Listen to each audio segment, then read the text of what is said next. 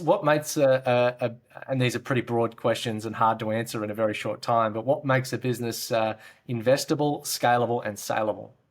Investable.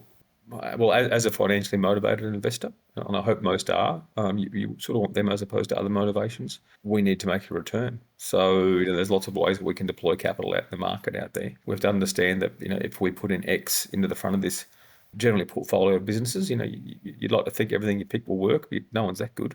At the end of whatever period, you'll get X plus something out, and whatever that something is. So what makes that investable? So once you get past the right team, all that sort of stuff, then you want to look at the size of the market. So for the return you have to make, can this business be big enough in that market in order to generate a return from that? So that is all those sort of financial metrics in that respect. So scalable is where you get $1 worth of revenue for 1 cent worth of expense. There are businesses like that. There's not many. Software businesses tend to be better at that because they have, they're not shipping heavy things around. If you're going to ship heavy things around, you're going to have worse margins than someone who can just sit in a data center and ship nothing.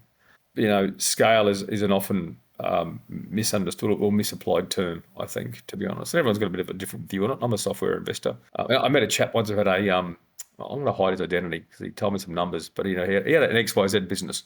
Met him at a pub in London, as you do, an Aussie guy with a business in Melbourne, at a pub in London. Software business, had an API method of delivery, essentially. He's done like 23 million bucks in turnover, and his profit was 17.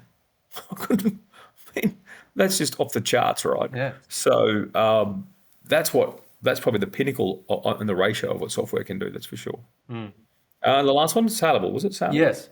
Yeah. Well, you've got to have something that someone wants. I mean, so there's lots of reasons that various types of acquirers acquire businesses. If you have some sort of market lead, for example, we had a business here, Clipchamp. They were acquired by Microsoft back in 2021. I can't say much about, 3/4 of that phone book-sized document was about confidentiality, I swear. So I can't really say that much. But I mean, they literally had a market lead and some technology that was really quite desirable to the acquirer, Microsoft. Yeah. And Microsoft thought that they couldn't invest in competition and actually get the same outcome. So that acquirer made that decision.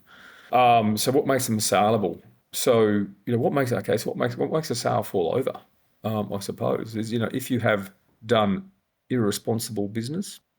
So a large part of the sale process will be the due diligence phase, not just when you invest, but also when you sell. The acquirer will come and do all sorts of due diligence. And so if you have poor quality revenue, for example, and you don't have contracts or long-term contracts for your revenue. So you have to look at the quality of the revenue. So, and the higher the quality, if you can nail someone down on a 5-year contract where they pay you 1 year in advance, that's probably the highest quality revenue you'll get, if you know what I mean. Yeah. So when you haven't actually incentivized your key personnel into the business to stay in, because the acquirer they don't want to sort of buy it and then the next day everyone walks away. Yeah. Right? So you have to. If you just change the owner, the best thing is that all the staff are happy to stay working there and with the new owner. That will get you the best outcome there.